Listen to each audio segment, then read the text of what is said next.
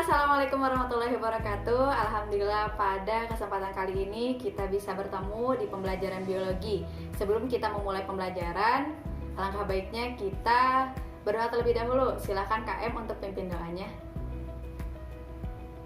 Amin ya rabbal alamin. Semoga dengan doa ini kita bisa mendapatkan ilmu yang bermanfaat dan terus diberikan keberkahan ya. Oke, terima kasih KM ya. Pada pembelajaran kita yang sebelumnya, ada yang masih ingat kita belajar apa saja? Ya, kita belajar mengenai sistem reproduksi. Nah, sistem reproduksi di sana disebutkan juga ya mengenai apa saja? Ada yang masih ingat? Oke, jaringan, organ, sistem-sistem di dalamnya juga serta fungsinya. Nah, pada kesempatan kali ini kita akan belajar mengenai aplikasi dari sistem reproduksi itu tersendiri, tapi pengaplikasiannya dalam kehidupan sehari-hari. Nah, sebelum kita memulai pembelajarannya, izinkan Ibu untuk menyampaikan terlebih dahulu tujuan pembelajaran kita hari ini ya. Ini dia. Oke,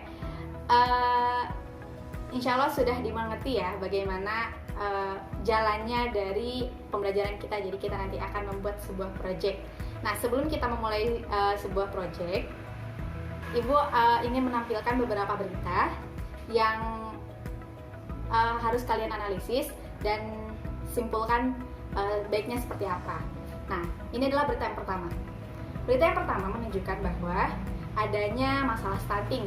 Ternyata gizi kita cukup tidak baik ya untuk saat ini gitu untuk anak-anak.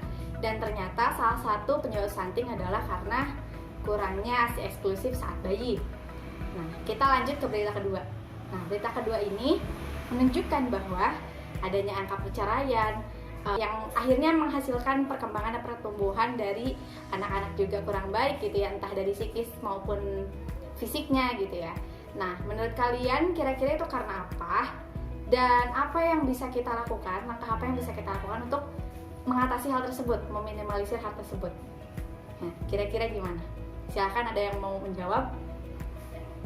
Oke, ya keren banget. Ya, Nadia itu bagus banget. Ya, Andri, seperti itu. Oke, itu keren banget. Nah, itu adalah contoh-contoh konkret yang bisa kita lakukan. Salah satunya adalah pada pembelajaran kita kali ini, kita akan membuat project esai, yang esainya itu nanti akan kita modif menjadi microblog di Instagram, dan ini bisa kita sebarkan sehingga minimalnya orang-orang di sekitar kita tahu bahwa ada hal positif, hal penting yang harus kita ketahui bersama seperti itu ya. Oke, kita akan mulai ke projectnya ya. Kemarin sudah dibagi ya, satu kelompok hanya 3 orang saja karena kita akan bikin esai. Silakan untuk duduk per kelompoknya ya. Oke, setelah kalian duduk per kelompok, Ibu juga sudah memberikan LKPD-nya. Silakan untuk dilihat terlebih dahulu. Di sana di LKPD disebutkan bahwa ada soal-soal yang harus kalian jawab mengenai mungkin konsep kognitif kalian ya, pengetahuan kalian terhadap ASI eksklusif, terus keluarga berencana dan segala macamnya. Itu silakan untuk diisi. Selanjutnya juga ada esai yang di awalnya itu ada kerangka esai yang harus kalian isi serta bentuk esainya juga yang harus kalian tulis gitu.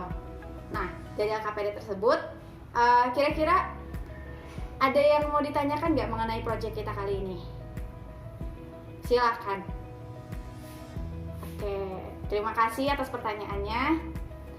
Seperti yang telah disampaikan, maka kita akan mulai membuat projectnya. Tapi sebelum kita membuat project, kita susun dulu dalam satu pertemuan ini apakah mungkin kita membuat project ini gitu. Dan kira-kira alokasi waktunya seperti apa, pembagian tugasnya seperti apa. Mungkin ada yang mau saran dari kalian? Iya, Bondan, mangga. Oh iya, sip. Berarti kita ada alokasi 35 menit untuk keseluruhan, 10 menit menurut Bondan itu untuk mengerjakan soal dan 25 menitnya untuk esai serta pembuatan microblognya. Iya. Oke, perangkatnya udah pada bawa kan ya? Iya, oke, bagus. Setuju yang lain? Setuju. Oke, ada lagi yang ingin mengajukan? Oh, Laurin mau mengajukan apanya, Laurin? mengajukan job desk-nya. Ya, pembagian job desk-nya ada yang riset, ada yang menulis, dan ada yang membuat microblog. Oke, terima kasih Laurin. Ada lagi?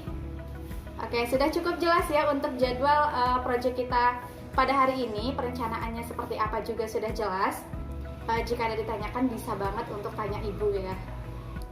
Oke, jika sudah paham, sudah mengerti, silahkan untuk mengerjakan proyeknya dari sekarang. Silahkan.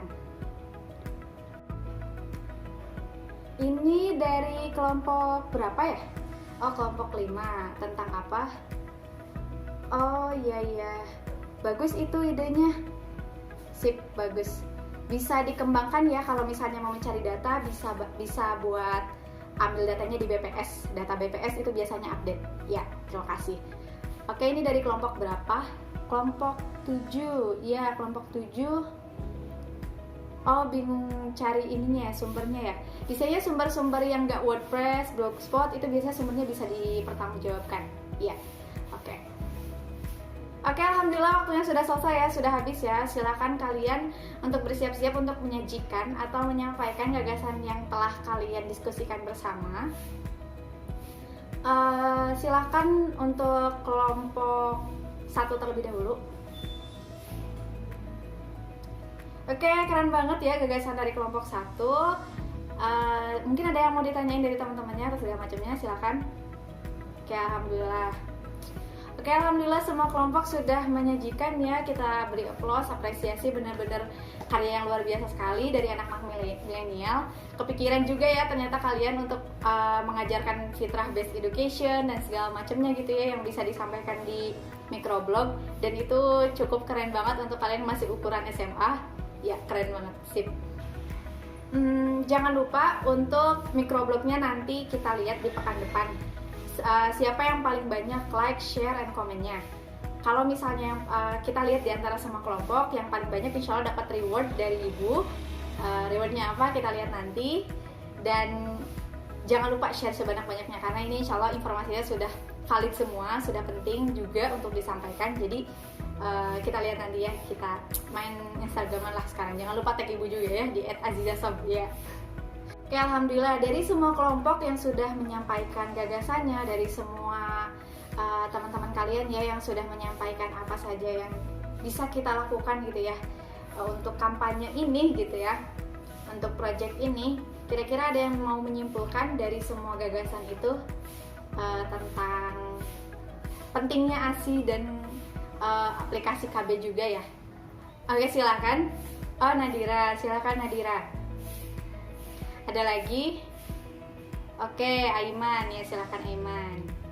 Alhamdulillah.